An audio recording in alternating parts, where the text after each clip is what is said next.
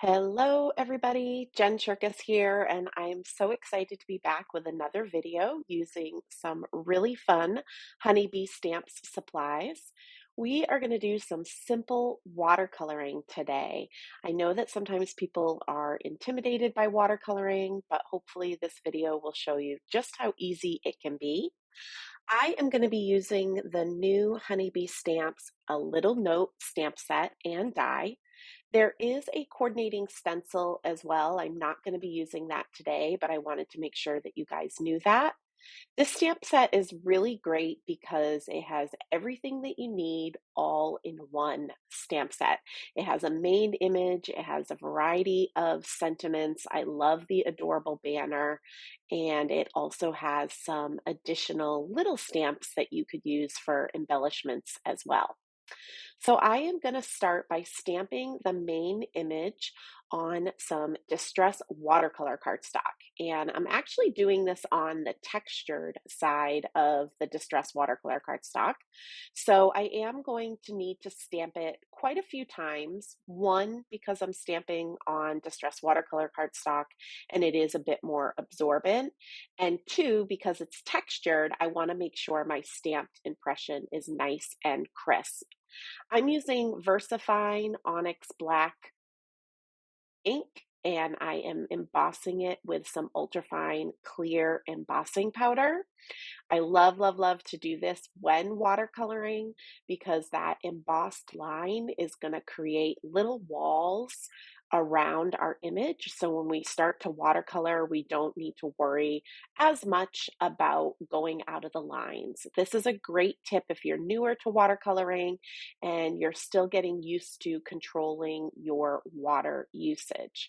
I also really like to do this because it just really makes the stamped impression really pop off the page. It's really nice and crisp and black. So here I am watercoloring with Distress watercolor pencils, and I am hosting an online class all about these pencils, and so I have been playing with them as much as possible over the last few months, trying different techniques, seeing how different things work, and I'm so impressed with these watercolor pencils. They are a woodless, very pigmented watercolor pencil. So there's a lot of things that you can do with them. And here I'm just doing some simple watercoloring where I am pulling the pigment off of the tip of the pencil with a wet paintbrush. This is a number 4 round paintbrush.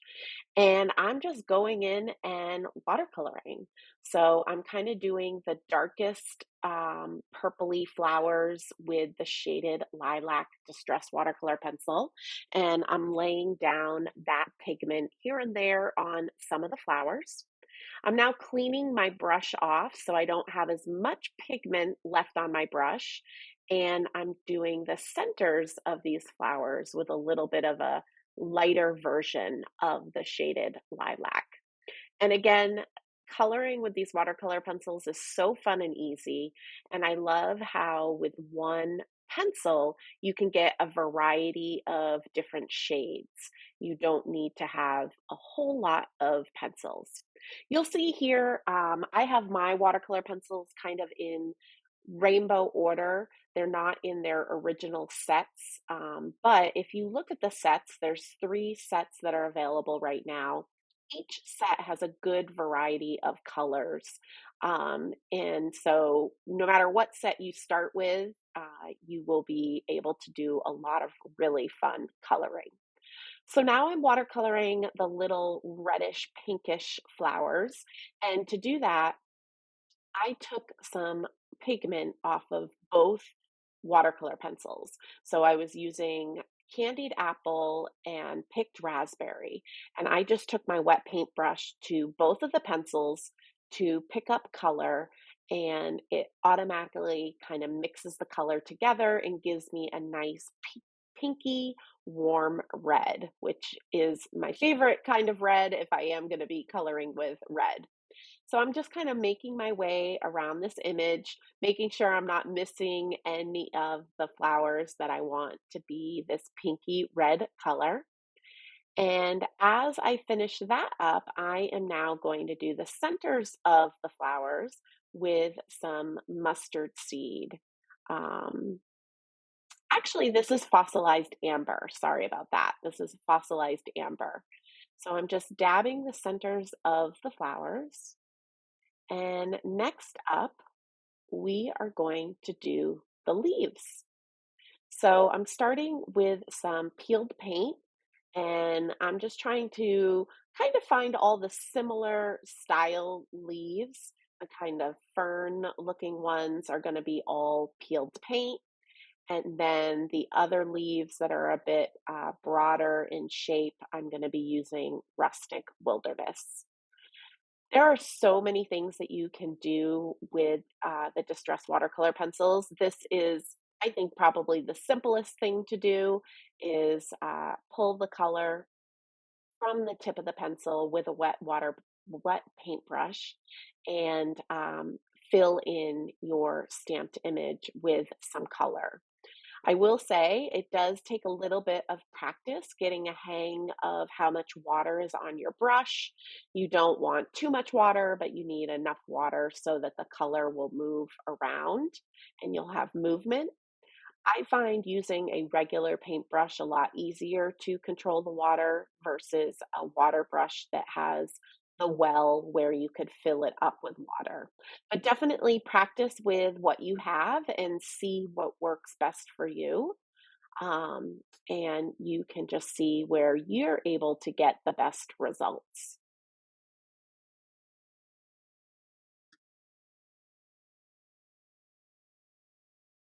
So, as I mentioned, I do have an online class all about distress watercolor pencils. And it's a really fun class where it's all technique based. So, we don't really make any finished projects. And I do that on purpose so that we can really focus on the techniques and we're not concerned if things are perfect and are coming out the way they're supposed to. Instead, we're learning and experimenting and having some creative play. And the class is great for anybody, whether you've watercolored before, whether you've never watercolored, no matter what your style is. If you love whimsical style, kind of like this beautiful stamp set from Honeybee Stamps, or if you like a more artsy style, I really think it's a great class where it's going to guide you and help you learn a lot more about these distress watercolor pencils. So if you're interested in that class, all the details are over on my website, and you can always reach out to me or leave a comment below if you have any questions. I would love for you to join me. I'm already seeing some fabulous things that people are creating after they took the class. And the beauty of the online classes is you can take them whenever you would like and take them at your own pace as well. So you can see here, I'm still coloring in those leaves, and the last leaves that I colored in with Rustic Wilderness got a little too dark. I didn't want them quite that dark. So what I'm doing is my paintbrush has water on it. I'm not pulling any more pigment from the pencil. I'm actually pulling pigment from the existing leaves that I've already colored and transferring it to other leaves. So that helped me lighten up the leaves that I already colored that were a bit too dark for my taste, and adding that pigment onto other leaves. So we're coloring in these little hearts in the collage here. I love this image. I just think it's so sweet. And the set has a great variety of sentiments. I really think you can make a whole card set with this stamp set and maybe even give them as gifts. I think that would be a really fun idea. So now to color this big, large heart, what I did is I just gently scribbled with the picked raspberry distress watercolor pencil, and I scribbled with the Kitsch Flamingo distress watercolor pencil. And I'm activating the picked raspberry first with a wet water brush. I then cleaned my brush off and I'm activating the Kitsch Flamingo with a wet water brush. And you'll see I don't have those two colors touching just yet. I really wanted to get the whole heart blended out.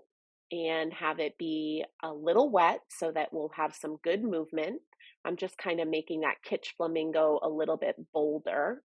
And now with a clean brush, I am blending the two colors together at the seam where those two colors are going to start to join.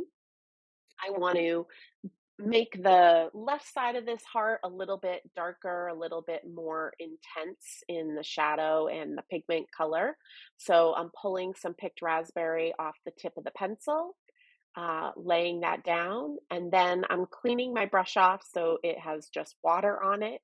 And I'm pulling some of that picked raspberry into the kitsch flamingo. You can see I'm pulling in a little bit more kitsch flamingo and really just working on blending so we have a nice seamless gradient across this heart. And I just think it's so cute. So once this is done, you'll see, oh, I'm going to add a little bit more picked raspberry, it looks like. You can build up lots of layers and continuously work on your images. So don't give up. Keep working at it. And again, practice will really help you get that nice, smooth blend.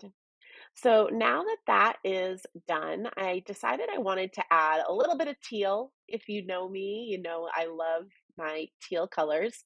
And so the little dots that are around the heart, I'm just going to dab those with a little bit of Salvage Patina Distress watercolor pencils. So as I dab around these little black circles, the pigment in the pencil, again, is so intense. I love that. But it is kind of covering up the black dots. So what I'm doing is I'm purposely kind of tracing the black dots, going out of the lines a little bit, and I'm going to lay down that pigment, but then I'm going to go back with a clean brush and pull some of the pigment away, just so still be able to see the black dots.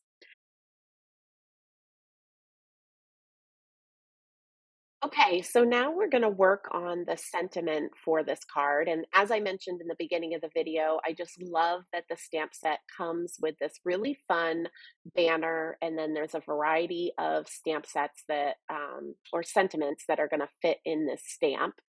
And so I want to black emboss this as well. So I'm using VersaFine Onyx Black, stamping on the smooth side of some distress watercolor cardstock, and I'm using ultrafine clear embossing powder. Once I get the embossing powder in place on the banner, I have not embossed it yet, but I have it in place. I'm now putting the sentiment in there as well and adding the powder to that. That way I can emboss it all at once and I won't over emboss anything or risk scorching my watercolor cardstock. And so now I'm going to just add a little bit of color to this banner and pull in some more of that salvage patina that we just put on those little dots. And so I'm starting by laying down some color where the shadow of this banner is kind of going to be. And you can see I'm leaving my pencils right in the case. And with a wet paintbrush, I'm actually just pulling color from the tips of my pencils, kind of using it as a palette. You guys can hopefully see how loved my Distress Watercolor pencils are. They came out about 6 months ago, I believe, back in September of 2022.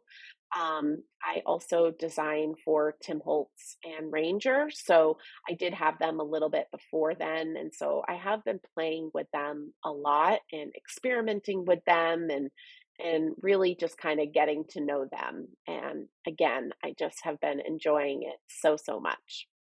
I don't know if you guys have ever watercolored before or used watercolor pencils before. Let me know in the comments. I'd love to hear what your favorite coloring medium is. I find watercoloring very relaxing. I don't know. I just like that you can constantly like kind of play with it, and you even see me doing that here. And there's so much movement in watercolors um, that there's, it's not ever really set. You can keep working it and getting it to look the way that you want. So you can see I'm laying down, again, darker color where I want the shadow, and then I'm kind of softening the edge and pulling some of that salvage patina up into the light areas. Not too much though, because I really want to make sure I have some dark areas and some light areas.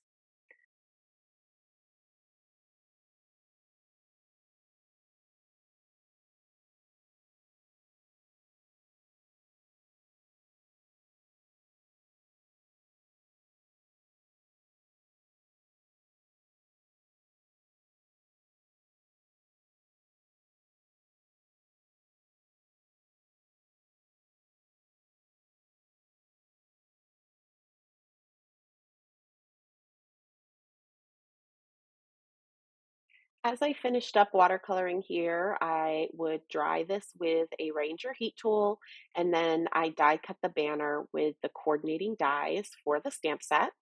I'm now grabbing a piece of gingham pattern paper from the Gingham Happy Hearts paper pad from Honeybee Stamps, and I'm trimming it down to be 4¼ by 5½.